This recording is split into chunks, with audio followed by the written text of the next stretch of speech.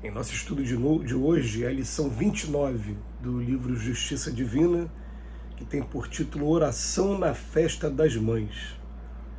Senhor Jesus, junto dos irmãos que reverenciam as mães que os amam, para os quais te rogamos louros que mereceram, embora atentos à lei de causa e efeito que a doutrina espírita nos recomenda considerar, vimos pedir que abençoe também as mães esquecidas, para quem a maternidade se erigiu em purgatório de aflição, pelas que jazem na largueza da noite, conchegando ao peito os rebentos do próprio sangue, para que não morram de frio, pelas que estendem as mãos cansadas na praça pública, suplicando em nome da compaixão o sustento que o mundo lhes deve à necessidade, pelas que se refugiam nas furnas da natureza, acomodando crianças enfermas entre as fezes dos animais, pelas que revolvem latas de lixo procurando alimento apodrecido de que os próprios cães se afastam com nojo, pelas que pintam o rosto escondendo lágrimas no impulso infeliz de venderem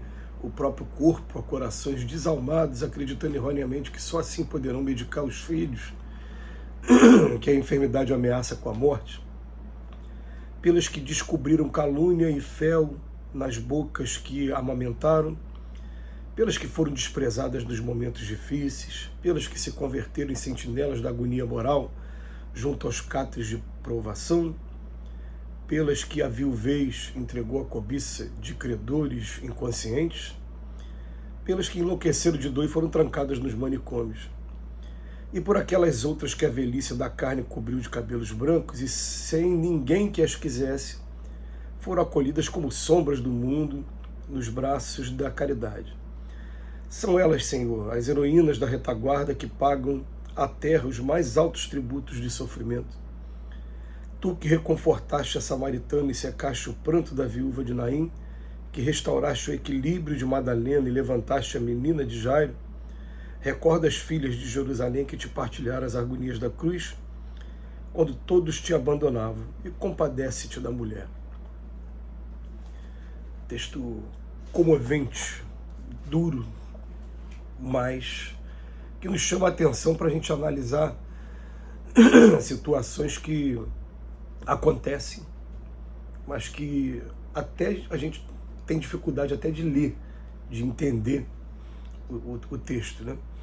Dói na gente cada parágrafo que a gente lê, a gente fica imaginando, meu Deus, é isso mesmo que acontece? A primeira revelação aqui na terra, que foi a de Moisés, trazia um dos mandamentos: honrar pai e mãe. E o que chama a atenção para a gente que, por exemplo, estuda o direito, estuda a legislação. Para que serve a legislação? A legislação, ela serve para disciplinar um comportamento que não é conquista ainda de um povo. O povo desobedece o tempo todo, então é obrigado a colocar no papel, na lei, ou como acontece na Inglaterra, os costumes também, é obrigado a exigir aquele comportamento, e se a pessoa não tiver aquele comportamento, violar aquele comportamento, vai ter uma sanção qualquer. Pode ser pagamento de multa, pode ser prisão, vai ter alguma represália. E eu fico imaginando, por que Moisés, logo na primeira revelação, trouxe honrar pai e mãe? Isso significa claramente que não se honrava pai e mãe, ou que era uma norma que era muito violada, não? Aí vem daqui a pouco a segunda revelação, e você vai encontrar na figura de Maria, essa figura fraterna, querida, essa figura que acompanhou o filho até os últimos momentos, e que quando todos os discípulos fugiram, foi ela que ficou ao lado de Madalena, e também foram as duas que viram o Cristo redivivo, logo depois que acabou aquela cerimônia macabra lá da crucificação. Quando chega agora na terceira revelação, a gente vai encontrar um texto no Evangelho segundo o Espiritismo, no capítulo 14, quando eu falo de honrar pai e mãe, tem um texto chamado Ingratidão dos Filhos, que esse texto vem mostrar para a gente as ligações espirituais que existem entre pais e filhos aqui na Terra. E é muito comum aquela pessoa que ela é devedora e hoje ela está assumindo a posição de pai ou de mãe. Pode acontecer o contrário? Pode, né, dele ser credor, na verdade, mas acontece com muita frequência também. Mas o que acontece? Muitos casos de difícil solução de relacionamentos que tiveram problemas graves no passado, eles são resolvidos em família. Então o que acontece? Por que de regra os espíritos explicam, né, que a mãe e o pai? Porque quando você pega o filho no colo, você tem logo aquela sensação de estar diante de um ser que está dependendo de você 100%. O tempo todo ele precisa de você. Bate uma ternura, a responsabilidade aparece. Não existe curso para ser pai e ser mãe aqui na Terra. Quando acontece, simplesmente você leva um tempo para entender aquilo e começa a se dedicar a ter que cuidar daquele ser. Mas ali naquele ser, teve uma conversa que Jesus teve com Nicodemos, está lá no Evangelho de João, e fala: o que nasceu do corpo é corpo, o que nasceu do espírito é espírito. E no capítulo 14 do Evangelho segundo o Espiritismo, ele fala assim: espíritas, compreendei agora o grande papel da humanidade, compreendei que quando vocês produzem um corpo, aí através do relacionamento sexual, do encontro do espermatozoide no óvulo, uma coisa é corpo, o espírito que nele encarna vem do espaço para progredir.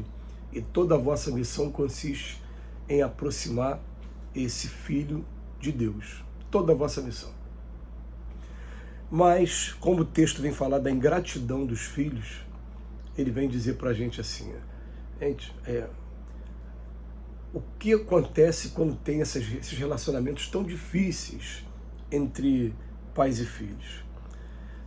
Na verdade, ele vem de relacionamentos no passado que ainda trazem muita mágoa, mas que agora você está tendo a oportunidade de consertar aquilo, mudar esse sentimento.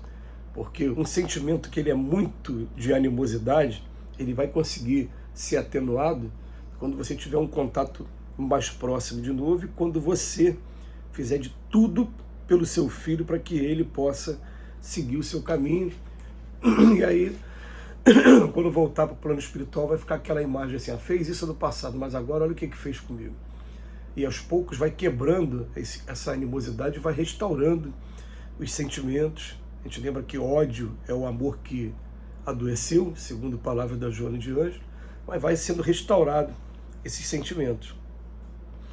Mas, nesse momento, quando fala de abandono de mãe, principalmente as mães são abandonadas pelos filhos. E é uma coisa que a gente tem que começar a tomar muito cuidado, porque conforme a mãe vai ficando idosa, como todos nós vamos ficando idosos, a carência bate na gente. E a gente quer muito contato com aqueles mais novos. É uma sensação que a gente já vem se preparando mais ou menos para ela, porque você começa a ver muitos amigos seus desencarnarem.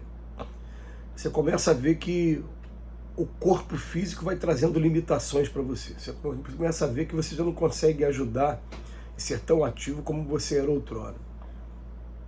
E começa a ter aquele sentimento de: eu estou sendo motivo de tropeço para meus filhos, estou trazendo uma dificuldade muito grande. Eu me lembro de uma senhora que a gente visitava, ela muito querida, e ela falava sempre isso: o que Deus está querendo comigo? Eu com quase 90 anos aqui, dando trabalho para meus filhos. Aí os espíritos responderam para a gente, em particular: mal sabe ela que ela é todo o apoio daquela família. O dia que ela desencarnar, todos os filhos vão tomar o seu caminho, nunca mais vão passar Natal e Ano Novo junto igual passam. Ela é o motivo da reunião de todo mundo e mais ainda. É a voz da sabedoria, é onde os filhos vão buscar informações sobre a sua genealogia, sobre o passado.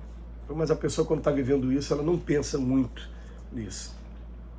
É claro que o texto de hoje também tem um apelo muito grande às mães que estão sofrendo nas ruas, e aí a gente pode trazer para nós a responsabilidade. São mães do mundo, são mulheres que precisam do nosso carinho também. A gente deve assumir o papel de filho nesses momentos. Que Jesus nos abençoe hoje e sempre.